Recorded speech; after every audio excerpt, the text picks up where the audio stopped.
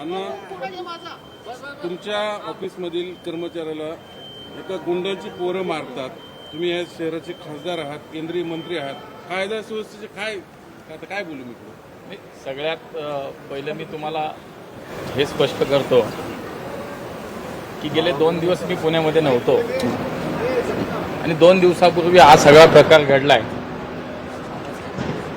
दुसरं, देवेंद्र जोग नावाचा जो आमचा कार्यकर्ता आहे, एकतर तो माझ्या ऑफिसमध्ये काम करत नाही, तो माझं सोशल मीडिया काही पाहत नाही. म्हणजे पहिलं हे क्लिअर करतो की तो माझ्या ऑफिसमध्ये कामाला नाही, पण तो आमचा भारतीय जनता पार्टीचा एक कार्यकर्ता आहे. गेले अनेक वर्ष तो पार्टीत काम करतो आणि कोथरूडमध्ये कुठेतरी एका चौकात जायला जागा मिळाली नाही, गाड्या होत्या, ट्रॅफिक होतं, म्हणून त्यांनी विचारणा केली, म्हणून त्याला बेदम मारहाण झाली. आणि जेव्हा मला हे समजलं, मी पोलिसांशी बोललोय. शेवटी देवेंद्र असो अथवा कुठलाही पुणेकर असो, माझ्या शहरात हे असं काही चालू मी देणार नाही. कोणी असलं तरी जर चुकी झाली असेल तर पोलिसांना सांगितलंय, जे काय 4 लोक होते त्यांना पकडलं पाहिजे, त्यांच्यावर गुन्हे दाखल झाले पाहिजेत. मला वाटतं काही लोकांना पकडलंय, पण मी